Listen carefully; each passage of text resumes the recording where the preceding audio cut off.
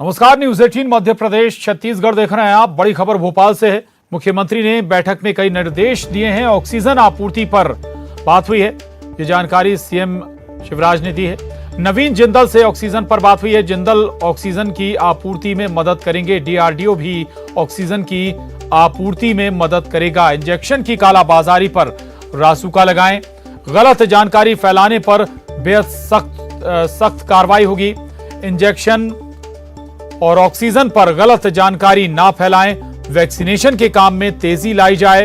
Vaccination के लिए लोगों को प्रेरित करें। प्रभारी अफसरों को मोर्चा संभालने के निर्देश भी सीएम शिवराज ने दिए हैं।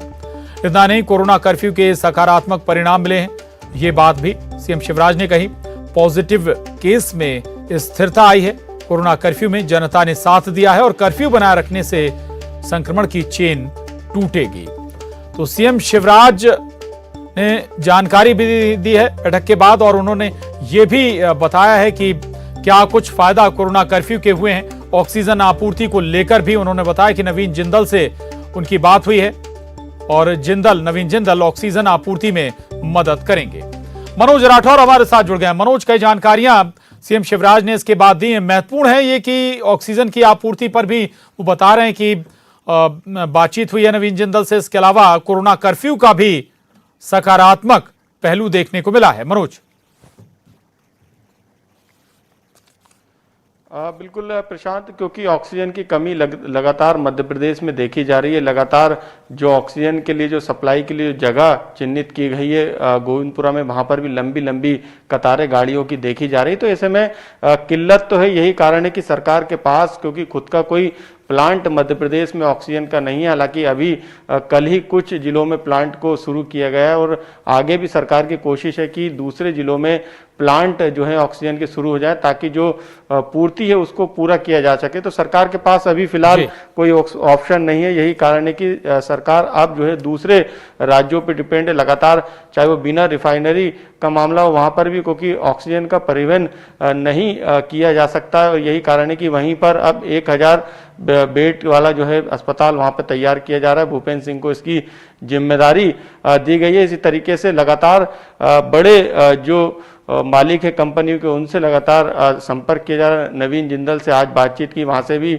उन्हें जो है ऑक्सीजन मिलेगी, इस तरीके का आश्वासन वहां से मिला है। इसके अलावा डीआरडीओ भी जो है ऑक्सीजन की सप्लाई करेगा। तो तमाम जहां जहां सरकार को ऑप्शन दिखाई दे रहे हैं वहां पर लगातार खुद मुख्यमंत्री सीएम शिवराज सिंह चौहान लगातार जो है वो कमान संभाले हुए हैं। हालांकि उन्होंने बाकी जिम्मेदारियों को लेके जो प्रभारी मंत्री थे, जो कैबिनेट के उनके साथी हैं, उनको जिम्मेदारी अलग अलग उनको दायित्व दे दिए। उनकी भी समीक्षा लगातार सीएम शिवराज सिंह चौहान के द्वारा की जा रही है। लेकिन क्योंकि संकट की घड़ी है, ऐसे में जहां से जो मिल रहा है सरकार को, क्योंकि ऑप्शन सिर्फ एक है कि दूसरों पर डिपेंड रहकर वहां से ऑक्सीजन जब तक यहां से सप्लाई शुरू नहीं हो जाती मध्य प्रदेश में, जिन जिलों में ऑक्सीजन के प्लांट खोले गए हैं, ऐसे में दूसरे जिलों और जो तमाम जो सोर्स हैं वहां से लगातार सरकार संपर्क कर रही है और लोगों से बात करके वहां से ऑक्सीजन की पूर्ति जो है मध्य प्रदेश के लिए की जा रही है।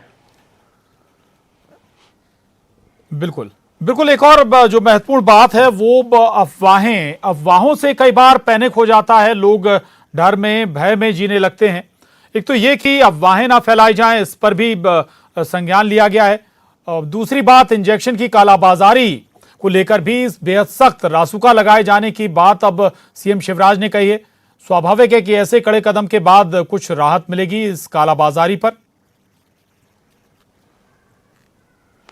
जी बिल्कुल। चाहे प्रदेश का सबसे बड़ा सरकारी अस्पताल हमीदिया अस्पताल है, वहां पे 800 से ज्यादा रेमडेसिविर इंजेक्शन की धांधली सामने आई है। इसके अलावा कई भोपाल में ही और इंदौर में कई आरोपियों को गिरफ्तार किया गया है, जो लगातार कालाबाजारी के तहत जरूरतमंद मरीजों को महंगे दामों पर इंजेक्शन बेचने का काम कर रहे हैं। तो ये तो साफ है कि जो इंजेक्शन की पहले सप्लाई हुई है उसको कहीं ना कहीं लोगों ने, जो कि कालाबाजारी से जुड़े, उन्होंने अपने पास रखा है और अब उन्हें महंगे दामों में बेचे जा रहे हैं। ऐसे में सरकार पहले ये फैसला ले चुकी है कि रासुका के तहत इन पर कार्रवाई की जाएगी। तो सरकार एक तरफ सख्ती भी इन कालाबाजारियों से जुड़े लोगों के खिलाफ कर रही है। इसके अलावा जो मजदूर वर्ग है और जो गरीब वर्ग है उनको भी, क्योंकि ये संकट अभी टला नहीं है, आने वाले कुछ महीनों तक इस तरीके से स्थिति रहने वाली। यही कारण है कि आगे की तैयारी बिल्कुल। को लेकर 3 महीने का राशन देने का काम भी जो है कल उसके आदेश कर दिए गए, 1-2 दिन में वो राशन भी बढ़ जाएगा। तो तमाम जो जगह पे जो विकल्प सरकार को नजर आ रहा है उस पर लगातार काम किया जा रहा है।